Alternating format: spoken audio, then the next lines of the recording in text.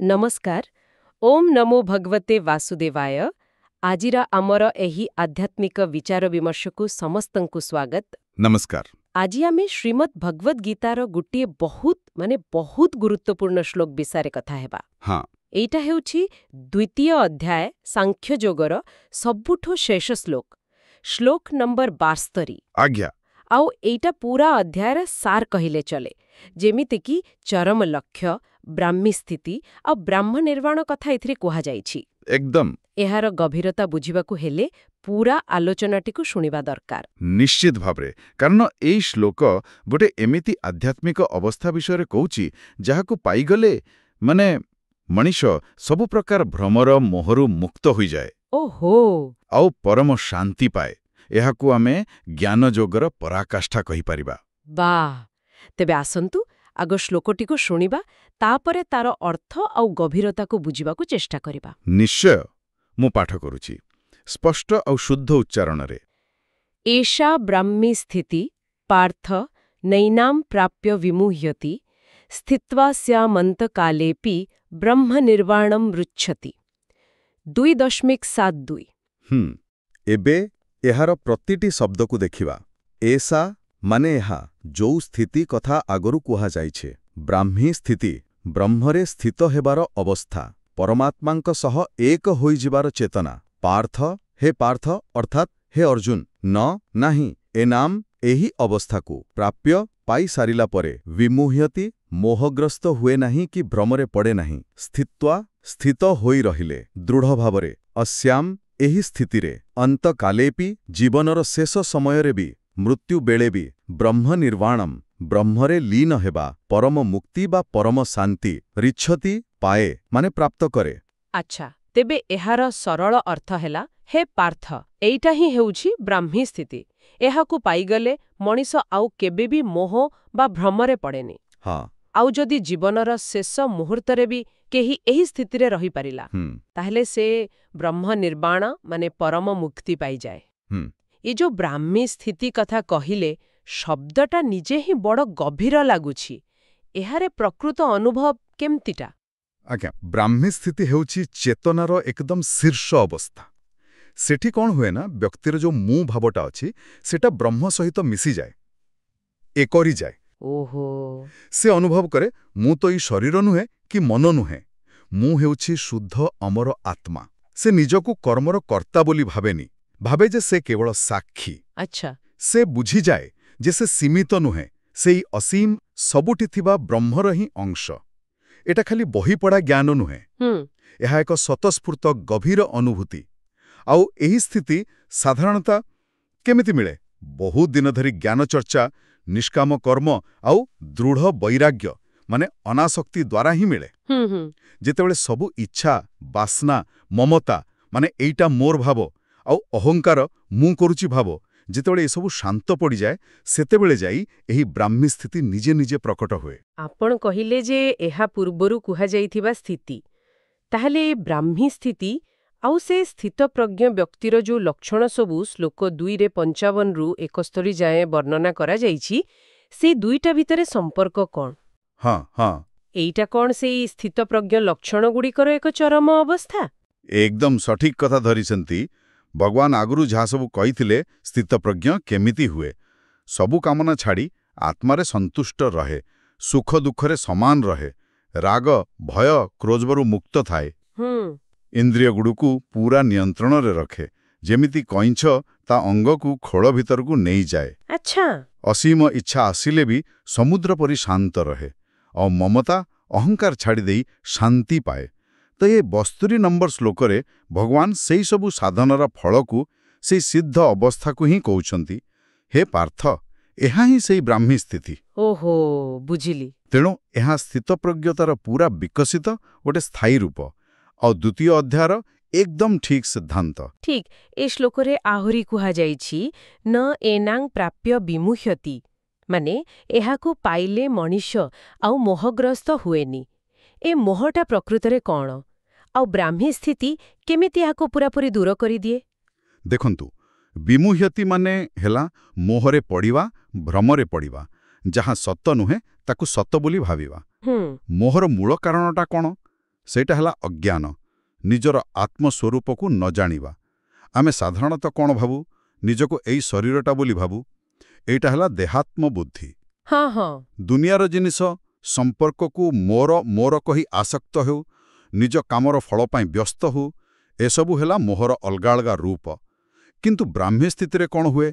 ଆତ୍ମଜ୍ଞାନର ଉଦୟ ହୁଏ। ଆଚ୍ଛା ଯେତେବେଳେ ଜଣେ ନିଜର ଅମର, ଅବିନାଶୀ, ସଚ୍ଚିଦାନନ୍ଦ ସ୍ୱରୂପକୁ ଜାଣିଯାଏ, ସେତେବେଳେ ଏଇସବୁ ଭୁଲ ଧାରଣା, ଯେମିତି ଶରୀର ହିଁ ମୁଁ, ସଂସାର ହିଁ ସତ, ଏସବୁ ଆପେ ଆପେ କଟିଯାଏ। ହଁ ଯେମିତି ସୂର୍ଯ୍ୟକୁ ହିଲେ ଅନ୍ଧାର ରହେନି, ସେମିତି ଆତ୍ମଜ୍ଞାନର ଆଲୁଅରେ ମୋହ ଭଳି ଅନ୍ଧାର ରହିପାରିବନି। ଲୋକ ବୁଝିଯାଏ ଯେ ସବୁକିଛି ତ ଈଶ୍ୱରଙ୍କର ଲୀଳା, ଆଉ ସେ ନିଜେ ସେହି ପରମ ସତ୍ୟର ଅଂଶ। ତେଣୁ ଆଉ ଭ୍ରମ ବା ଦ୍ୱନ୍ଦ୍ୱର ପ୍ରଶ୍ନ ହିଁ ଉଠେନା। ଏହାପରେ ଯୋଉ ଅଂଶ ଅଛି, ସ୍ଥିତ୍ୱା ସ୍ୟାନ୍ତକାଲେପି, ମୃତ୍ୟୁ ସମୟରେ ମଧ୍ୟ ଏହାର ବିଶେଷ ଗୁରୁତ୍ୱ କ'ଣ? ଜୀବନର ଶେଷ ମୁହୂର୍ତ୍ତଟା ଏତେ ଗୁରୁତ୍ୱପୂର୍ଣ୍ଣ କାହିଁକି? ଆଜ୍ଞା, ଏଇଟା ବହୁତ ଗଭୀର କଥା। ଏଇଥିପାଇଁ ଗୁରୁତ୍ୱପୂର୍ଣ୍ଣ କାରଣ ଆମ ଶାସ୍ତ୍ର କହେ ଯେ ଆମର ଶେଷ ଚିନ୍ତା ହିଁ ଆମର ପରଜନ୍ମ ବା ଗତିକୁ ନିର୍ଦ୍ଧାରଣ କରେ। ଓହୋ ଗୀତାରେ ଅଛି ପାରା 8.6, ଜଙ୍ଗ ଜଙ୍ଗ ବାପି ସ୍ମରନ୍ ଭାବମ୍ ତ୍ୟଜତ୍ୟନ୍ତେ କଲେବରମ୍ ତମ୍ ତମେବୈତି କୌନ୍ତେୟ ସଦା ତଦ୍ଭାବ ଭାବିତଃ। ମାନେ ଶେଷରେ ଯାହା ଭାବି ଶରୀର ଛାଡ଼ିବ, ସେଇଆ ପାଇବ। ତେଣୁ ଏଇ ଶ୍ଲୋକାଂଶଟା ଗୋଟେ ବଡ଼ ଆଶ୍ୱାସନା ଦେଉଛି। କହୁଛି ଯେ ଯଦି ଜଣେ ଲୋକ ଜୀବନ ସାରା ସଂଘର୍ଷ କରିଛି, ହେଲେ ଶେଷରେ, ଜୀବନର ଶେଷ ମୁହୂର୍ତ୍ତରେ ବି ଯଦି ସେ ଏଇ ବ୍ରହ୍ମଚେତନାରେ ସ୍ଥିତ ହୋଇପାରିଲା, ଆଚ୍ଛା ନିଜକୁ ଆତ୍ମା ଭାବି ଶରୀର ଛାଡ଼ିଲା, ତାହେଲେ ବି ସେ ବ୍ରହ୍ମ ନିର୍ବାଣ ପାଇବ, ମୁକ୍ତି ପାଇବ। ତାର ପୂର୍ବ କର୍ମ ସଂସ୍କାର ତାକୁ ବାନ୍ଧି ପାରିବନି। ବା ଏହା ତଥା ହଁ, ଏହା ହେଉଛି ଏହି ସ୍ଥିତିର ମହିମା। ଭଗବାନ ଅଷ୍ଟମ ଅଧ୍ୟାୟରେ ପୁଣି କହିଛନ୍ତି 8.5 ଯେ ମଲାବେଳେ ଯେ ତାଙ୍କୁ ସ୍ମରଣ କରେ, ସେ ତାଙ୍କ ସ୍ୱରୂପକୁ ହିଁ ପାଏ। ତେଣୁ ବ୍ରାହ୍ମୀ ସ୍ଥିତି ଖାଲି ଜୀବନରେ ଶାନ୍ତି ଦିଏନି, ମୃତ୍ୟୁ ପରେ ମୋକ୍ଷ ବି ପକ୍କା କରେ, ଯଦିଓ ସେଇଟା ଖାଲି ଶେଷ ମୁହୂର୍ତ୍ତରେ ହିଁ ମିଳିଥାଏ। ଆଉ ଏଇ ଯୋଉ ଶବ୍ଦ ବ୍ରହ୍ମ ନିର୍ବାଣମ୍, ଏହାର ଠିକ୍ ଅର୍ଥ କ'ଣ? ଆମେ ନିର୍ବାଣ ଶବ୍ଦଟା ବୌଦ୍ଧ ଦର୍ଶନରେ ବି ଶୁଣୁ, ତ ଗୀତାର ବ୍ରହ୍ମ ନିର୍ବାଣ କିମିତି ଅଲଗା? କିଛି ବିଶେଷତା ଅଛି କି? ହଁ, ନିଶ୍ଚୟ। ଦେଖନ୍ତୁ, ନିର୍ବାଣର ଆକ୍ଷରିକ ଅର୍ଥ ହେଲା ଲିଭିଯିବା ବା ଶାନ୍ତ ହୋଇଯିବା, ଯେମିତି ଦୀପ ଲିଭିଯାଏ। ଏହା ମୁଖ୍ୟତଃ ଦୁଃଖ, ବାସନା, ଅହଙ୍କାର ଏସବୁରୁ ପୂରାପୂରି ବିନାଶକୁ ବୁଝାଏ। ବୌଦ୍ଧ ଦର୍ଶନରେ ମୁଖ୍ୟତଃ ଦୁଃଖରୁ ମୁକ୍ତିକୁ ନିର୍ବାଣ କୁହାଯାଏ। କିନ୍ତୁ ଗୀତାର ବ୍ରହ୍ମ ନିର୍ବାଣ ଟିକେ ଅଲଗା। ଏହା କେବଳ ଗୋଟେ ନକାରାତ୍ମକ ଅବସ୍ଥା ନୁହେଁ, ମାନେ ଖାଲି ଦୁଃଖର ଅନ୍ତ ନୁହେଁ, ଏହା ଏକ ସକାରାତ୍ମକ ଅବସ୍ଥା। ଆଚ୍ଛା ଏହାର ଅର୍ଥ ହେଉଛି ବ୍ରହ୍ମରେ ଲୀନ ହେବା, ପରମାତ୍ମାଙ୍କ ସହିତ ଏକ ହୋଇଯିବା, ଆଉ ତା ଫଳରେ ପରମ ଶାନ୍ତି ଓ ପରମ ଆନନ୍ଦ, ଯାହାକୁ ଆମେ ସଚ୍ଚିଦାନନ୍ଦ କହୁଁ, ତାକୁ ଅନୁଭବ କରିବା। ଓହୋ, ମାନେ କେବଳ ଶୂନ୍ୟକା ନୁହେଁ, ପୂର୍ଣ୍ଣତା। ଏକଦମ୍। ଏଇଟା ସେଇ ଅବସ୍ଥା ଯେଉଁଠି ଜନ୍ମ ମୃତ୍ୟୁର ଚକ୍ର ଶେଷ ହୋଇଯାଏ, ଜୀବାତ୍ମା ନିଜର ମୂଳ ସ୍ୱରୂପ, ଯାହାକି ପରମାତ୍ମା, ସେଥିରେ ସ୍ଥିତି ଲାଭ କରେ। ଏହା ହିଁ ତ ବେଦାନ୍ତର ଶେଷ କଥା। ତାହେଲେ କ'ଣ ଏହି ପରମ ଶାନ୍ତି, ଏ ଆନନ୍ଦ, ଏସବୁ ଖାଲି ଶରୀର ଛାଡ଼ିଲା ପରେ ହିଁ ମିଳିବ? ଜୀବିତ ଥାଇ ଏହାର ଅନୁଭବ କରିହେବନି ନା କ'ଣ? ନା ନା, ଆଦୌ ନୁହେଁ। ଏଇଟା ତ ଗୀତାର ଆଉ ଗୋଟେ ବଡ଼ ଶିକ୍ଷା, ଯାହାକୁ କହନ୍ତି ଜୀବନ ମୁକ୍ତି। ଜୀବନ ମୁକ୍ତି? ହଁ, ଜୀବନ ମୁକ୍ତ ମାନେ ଯିଏ ବ୍ରାହ୍ମୀ ସ୍ଥିତିରେ ପହଞ୍ଚି ସାରିଛି, ସେ ଏଇ ଶରୀରରେ ଥାଇ ବି ମୁକ୍ତ। ସେ ସଂସାରରେ ରହୁଥିବ, ସବୁ କାମ କରୁଥିବ, କିନ୍ତୁ ସେଥିରେ ଲାଗି ନଥିବ। ସୁଖ ଆସିଲେ ବେଶୀ ଖୁସି ହେବନି, ଦୁଃଖ ଆସିଲେ ବ୍ୟସ୍ତ ହେବନି, ସବୁବେଳେ ସ୍ଥିର, ସମସ୍ତଙ୍କୁ ସମାନ ଦୃଷ୍ଟିରେ ଦେଖିବ, କାହା ଉପରେ ରାଗ ନାହିଁ, ଦ୍ୱେଷ ନାହିଁ। ଆଚ୍ଛା।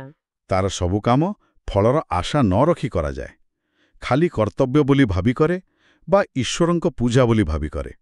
ତେଣୁ କର୍ମଫଳ ତାକୁ ଆଉ ବାନ୍ଧିପାରେ ନା। ବାହାରକୁ ସେ ସାଧାରଣ ମଣିଷ ପରି ଦିଶୁଥିବ ହୁଏତ, କିନ୍ତୁ ଭିତରେ ସବୁବେଳେ ଶାନ୍ତ, ସ୍ଥିର ଆଉ ଆନନ୍ଦରେ ଥିବ। ଦୁନିଆର କୌଣସି ଘଟଣା ତା ଭିତରର ଶାନ୍ତିକୁ ଭାଙ୍ଗି ପାରିବନି। ସେ ଜୀବିତ ଥାଇ ମଧ୍ୟ ନିର୍ବାଣର ଆନନ୍ଦ ପାଉଥିବ। ଆଉ ଯଦି ଆମେ ଏହାକୁ ଦାର୍ଶନିକ ଦୃଷ୍ଟିରୁ ଦେଖିବା, ତେବେ ବ୍ରାହ୍ମୀ ସ୍ଥିତିର ମୂଳ କଥାଟା ହେଲା ବେଦାନ୍ତର ସବୁଠୁ ବଡ଼ ସତ୍ୟ। ଆତ୍ମା ଆଉ ବ୍ରହ୍ମ, ମାନେ ଜୀବାତ୍ମା ଆଉ ପରମାତ୍ମା ଭିତରେ କୌଣସି ଭେଦ ନାହିଁ, ଦୁହେଁ ଏକ। ଉପନିଷଦର ମହାବାକ୍ୟ ଭଳି। ହଁ ସେଇଆ, ଯେମିତି ଅହମ୍ ବ୍ରହ୍ମାସ୍ମି, ମୁଁ ହିଁ ବ୍ରହ୍ମ, ତତ୍ତ୍ୱମସି, ତୁମେ ହିଁ ସେହି ବ୍ରହ୍ମ। ଏହି ସତ୍ୟରେ ଯେତେବେଳେ ଅପରୋକ୍ଷ ଅନୁଭୂତି ହୁଏ, ମାନେ ଖାଲି ପଢ଼ିକି ବା ଶୁଣିକି ନୁହେଁ, ନିଜ ଅନୁଭବରେ ଯେତେବେଳେ ଜଣେ ଜାଣେ ଯେ ସେ ଏଇ ସୀମିତ ଶରୀର ମନ ନୁହେଁ, ସେ ହେଉଛି ସେଇ ଅସୀମ, ନିତ୍ୟ, ଶୁଦ୍ଧ, ବୁଦ୍ଧ, ମୁକ୍ତ ସ୍ୱଭାବ ପରମାତ୍ମା, ସେତେବେଳେ ଯାଇ ସବୁ ଭୟ, ଦୁଃଖ, ବନ୍ଧନ, ଭ୍ରମ ଆପେ ଆପେ ଦୂର ହୋଇଯାଏ। ଏହା ହିଁ ଜ୍ଞାନର ଚରମ ସୀମା। ଏହା ନିଶ୍ଚୟ ପରମ ଲକ୍ଷ୍ୟ, କିନ୍ତୁ ଜଣେ ସାଧାରଣ ମଣିଷ ପାଇଁ ଏତେ ଉଚ୍ଚ ସ୍ଥିତିରେ ପହଞ୍ଚିବା କେତେ ସମ୍ଭବ? ଏହାର କିଛି ନିର୍ଦ୍ଦିଷ୍ଟ ବାଟ ଅଛି କି, କିଛି ଉପାୟ? ହଁ ଅଛି। ଗୀତା ଖାଲି ଲକ୍ଷ୍ୟ ଦେଖେଇ ଚୁପ୍ ରହେନି, ବାଟ ବି ଦେଖାଏ। ଭଗବାନ ନିଜେ କହୁଛନ୍ତି ଏହି ସ୍ଥିତି ପାଇବା ପାଇଁ ଦୁଇଟା ମୁଖ୍ୟ ସାଧନ। କ'ଣ? ଅଭ୍ୟାସ ଆଉ ବୈରାଗ୍ୟ। ଅଭ୍ୟାସ ଓ ବୈରାଗ୍ୟ। ହଁ, ଅଭ୍ୟାସ ମାନେ ମନଟା ତ ସବୁବେଳେ ଦୁନିଆ ଜିନିଷ ଆଡ଼କୁ ଦୌଡ଼ୁଛି, ତାକୁ ସେଠୁ ବାରମ୍ବାର ହଟେଇ ଆଣି ଆତ୍ମଚିନ୍ତନରେ, ଈଶ୍ୱରଙ୍କର ସ୍ମରଣରେ ଲଗେଇବାର ଚେଷ୍ଟା। ଏଇଟା ହେଲା ଅଭ୍ୟାସ, ନିରନ୍ତର ଚେଷ୍ଟା। ଆଚ୍ଛା। ଆଉ ବୈରାଗ୍ୟ ହେଲା ଯାହା ସବୁ ଦେଖାଯାଉଛି, ଶୁଣାଯାଉଛି, ସାଂସାରିକ ଭୋଗବିଳାସ, ସେସବୁ ପ୍ରତି ଅନାସକ୍ତି। ଗୋଟେ ବିତୃଷ୍ଣା ଭାବ, ମନ ବହୁ ଚଞ୍ଚଳ, ଏକଥା ସତ। କିନ୍ତୁ ଭଗବାନ 6ଠ ଅଧ୍ୟାୟରେ 6.35 ଅର୍ଜୁନଙ୍କୁ ଆଶ୍ୱାସନା ଦେଇ କହୁଛନ୍ତି, କଷ୍ଟ ହେଲେ ବି ବାରମ୍ବାର ଅଭ୍ୟାସ ଆଉ ବୈରାଗ୍ୟ ଦ୍ୱାରା ଏଇ ଚଞ୍ଚଳ ମନକୁ ବି ବଶ କରିହେବ। ତେଣୁ ନିୟମିତ ସାଧନା, ଧ୍ୟାନ, ଭଲ ଲୋକଙ୍କର ସଙ୍ଗ, ସତ୍ସଙ୍ଗ, ଶାସ୍ତ୍ର ପଢ଼ିବା ଆଉ ଦୁନିଆ ଜିନିଷ ପ୍ରତି ଧୀରେ ଧୀରେ ମୋହ କମେଇବା, ଏହାଦ୍ୱାରା ଏହି ସ୍ଥିତି ଆଡ଼କୁ ଆଗେଇବା ସମ୍ଭବ। ଏ ଯୋଉ ଅଭ୍ୟାସ ଆଉ ବୈରାଗ୍ୟ କଥା କହିଲେ, ଆଜିକାଲିର ଯୋଉ ଦ୍ରୁତଗତି ଜୀବନ, ଏତେ ଚାପ, ଏଥିରେ ଏହା କେତେ ପ୍ରାସଙ୍ଗିକ? ଜଣେ ସାଧାରଣ ଲୋକ, ଘରେ ରହି କାମ କରୁଥିବା ଲୋକ, ସେ ଏହାକୁ ନିଜ ଜୀବନରେ କେମିତି ଲଗେଇ ପାରିବ? ଏଇଟା ଗୋଟେ ବହୁତ ଜରୁରୀ ପ୍ରଶ୍ନ ପଚାରିଲେ। ଦେଖନ୍ତୁ, ଗୀତାର ଶିକ୍ଷା ଖାଲି ସନ୍ନ୍ୟାସୀଙ୍କ ପାଇଁ ନୁହେଁ, ଗୃହସ୍ଥଙ୍କ ପାଇଁ ବି ସେତିକି। ହଁ। ବ୍ରାହ୍ମୀ ସ୍ଥିତି ମାନେ ସଂସାର ଛାଡ଼ି ପଳେଇବା ନୁହେଁ, ବରଂ ସଂସାରରେ ରହି ନିଜର ସବୁ କର୍ତ୍ତବ୍ୟ କରି କିନ୍ତୁ ମନ ଭିତରେ ନିର୍ଲିପ୍ତ ରହିବା। କାମ କରିବା, କିନ୍ତୁ ଫଳଟା କ'ଣ ହେବ ସେଥିପାଇଁ ବେଶୀ ବ୍ୟସ୍ତ ନ ହେବା। ସମ୍ପର୍କ ରଖିବା, କିନ୍ତୁ ମୋହ ବା ଆସକ୍ତିରେ ବାନ୍ଧି ନ ହେବା। ଆଜିକାଲି ଦୁନିଆରେ କେତେ ପ୍ରତିଯୋଗିତା, ସଫଳତା ପାଇଁ କେତେ ଚାପ, ଭବିଷ୍ୟତ ପାଇଁ କେତେ ଚିନ୍ତା, ସମ୍ପର୍କରେ କେତେ ଜଟିଳତା। ସତ କଥା। ସେଠି ଗୀତାରେ ଏଇ ଯୋଉ ନିଷ୍କାମ କର୍ମ, ସମତ୍ୱ ବୁଦ୍ଧି, ଅନାସକ୍ତିର ଶିକ୍ଷା ଅଛି ନା, ଏଇଟା ମାନସିକ ଶାନ୍ତି ଆଉ ସ୍ଥିରତା ପାଇଁ ଗୋଟେ ଅମୋଘ ଔଷଧ ଭଳି କାମ କରେ। ଆଚ୍ଛା। ଯେତେବେଳେ ଆମେ ବୁଝିଯିବା ଯେ ଆମେ ଖାଲି କାମଟା କରିପାରିବା, ଫଳଟା ଆମ ହାତରେ ନାହିଁ, ସେତେବେଳେ ଅଯଥା ଚିନ୍ତା, ଅଯଥା ଭୟ କମିଯିବ। ଯେତେବେଳେ ଆମେ ନିଜର ଇଚ୍ଛାକୁ ଟିକେ ସୀମିତ ରଖିବା ଆଉ ସବୁ ପରିସ୍ଥିତିରେ ମନକୁ ସ୍ଥିର ରଖିବାକୁ ଚେଷ୍ଟା କରିବା, ସେତେବେଳେ ବାହାରର ପରିସ୍ଥିତି ଆମକୁ କମ୍ ପ୍ରଭାବିତ କରିବ। ଏଇଟା ହିଁ ବ୍ୟବହାରିକ ଜୀବନରେ ଗୀତାର ପ୍ରୟୋଗ, ଆଉ ଏଇଟା ହିଁ ଆଧ୍ୟାତ୍ମିକ ପରିପକ୍ୱତାର ଲକ୍ଷଣ। ବହୁତ ସୁନ୍ଦର ଭାବରେ ବୁଝେଇଲେ। ଏଥିରୁ ସ୍ପଷ୍ଟ ହେଉଛି ଯେ ଏହା ଖାଲି ଗୋଟେ ଦାର୍ଶନିକ କଥା ନୁହେଁ, ଏକ ଜୀବନଶୈଳୀ ମଧ୍ୟ। ତେବେ ପୁରା ଦ୍ୱିତୀୟ ଅଧ୍ୟାୟର ଯାତ୍ରାକୁ ଯଦି ଦେଖିବା, ଆତ୍ମାର ଅମରତ୍ୱରୁ ଆରମ୍ଭ ହେଲା। ହଁ। ତାପରେ କର୍ମଯୋଗ, ସମତ୍ୱ ବୁଦ୍ଧି, ସ୍ଥିତପ୍ରଜ୍ଞର ଲକ୍ଷଣ ଦେଇ ଶେଷରେ ଏହି ବ୍ରାହ୍ମୀ ସ୍ଥିତି ଆଉ ବ୍ରହ୍ମ ନିର୍ବାଣରେ ପହଞ୍ଚିଲା। ଏହା ତ ଗୋଟେ ପୁରାପୁରି ମାର୍ଗଦର୍ଶନ ଭଳି ଲାଗୁଛି। ହଁ, ଏକଦମ। ଦ୍ୱିତୀୟ ଅଧ୍ୟାୟ, ଯାହାକୁ ସାଂଖ୍ୟଯୋଗ କୁହାଯାଏ, ସେଇଟା ପ୍ରକୃତରେ ଗୀତାର ସାର। ଆଉ ଏହି ଶେଷ ଶ୍ଲୋକଟି ସେଇ ସବୁ ଉପଦେଶର ପରିଣତି, ପରମ ଲକ୍ଷ୍ୟକୁ ସ୍ପଷ୍ଟ କରିଦେଉଛି। ଯିଏ ଏହି ବ୍ରହ୍ମଭାବରେ ସ୍ଥିତ ହୋଇଗଲା, ସେ ଜୀବନରେ ବି ଆଉ ମୃତ୍ୟୁରେ ବି ଦୁଇଟି ଜାଗାରେ ଶାନ୍ତି ଆଉ ମୁକ୍ତି ପାଇଲା। ସଂକ୍ଷେପରେ କହିଲେ, ଏହି ଶ୍ଲୋକ 4ଟା ମୁଖ୍ୟ କଥା କହୁଛି। 1. ବ୍ରାହ୍ମୀ ସ୍ଥିତି ହେଉଛି ସବୁଠୁ ଶ୍ରେଷ୍ଠ ଆଧ୍ୟାତ୍ମିକ ଅବସ୍ଥା। 2. ଏହାକୁ ପାଇଲେ ମୋହ ନାଶ ହୁଏ, ନ ବିମୁହତି। 3. ମୃତ୍ୟୁବେଳେ ବି ଏଥିରେ ସ୍ଥିତ ରହିଲେ ମୁକ୍ତି ମିଳେ, ଅନ୍ତକାଲେ ଅପି। 4. ଆଉ ଫଳସ୍ୱରୂପ ବ୍ରହ୍ମନିର୍ବାଣ ବା ପରମ ମୁକ୍ତି ପ୍ରାପ୍ତ ହୁଏ, ବ୍ରହ୍ମନିର୍ବାଣଂ ମୃଚ୍ଛତି। ବାଃ, ଆଜିର ଏହି ଆଲୋଚନା ବାସ୍ତବିକ ବହୁତ ଜ୍ଞାନ ଦେଲା। ଆଉ ଏଥିରୁ ଗୋଟେ କଥା ମନକୁ ଆସୁଛି। କୁହନ୍ତୁ। जदि ब्राह्मी स्थिति रे थिबा लोक निजे शांतिर स्वरूप होई जाए आउ तार काम कोनसी बंधन तैयारी करेनी हाँ तबे आमे जदिओ से स्थिति रे पहुंचिनु तथापि जदि आमे आमर दैनंदिन कामकू फलाशक्ति न रखी केवल गोटे कर्तव्य बा ईश्वरंक सेवा भावी करबाकू चेष्टा करिबा ताहेले ताहा आम मनर शांति उपरे आउ काम करिवार दृष्टिकोण उपरे की प्रभाव पकई पारे एहा निश्चय भाबिबार कथा। निश्चय एक गभीर चिंतनर विषय। जदि आजिर एही आलोचना एही विचार विमर्श श्रोतामानंकु भल लागिथाए किछि मार्गदर्शन देइथाए तेबे एही ज्ञानकु अन्यमानंक सह बांटी पारंती। हाँ जहाद्वारा समस्ते भगवान श्रीकृष्णंकर एक कृपारू किछि लाभ पाई परिबे। आउ चाहिले कमेंट बॉक्स रे ओम नमो भगवते वासुदेवाय बा जय जगन्नाथ लेखि निजर भावना निजर भक्ति जणाई पारंती। हाँ आगुकु आमे गीतार अन्य महत्वपूर्ण विषय उपरे एमिति आलोचना जारी रखिबाकू चेष्टा करिबु। जदि एपरी ज्ञानवर्धक आलोचना नियमित भावे पाइबाकू इच्छा तेबे आम सहित जोड़ी होई रही पारंती। आजि पई तेबे एतिकी समस्तंकर मंगल हो। सर्वे भवन्तु सुखिनः। जय जगन्नाथ। ओम नमो भगवते वासुदेवाय। ओम नमो भगवते वासुदेवाय। आपण सुनुछंती रेडियो तोसाली आम माटीर स्वर।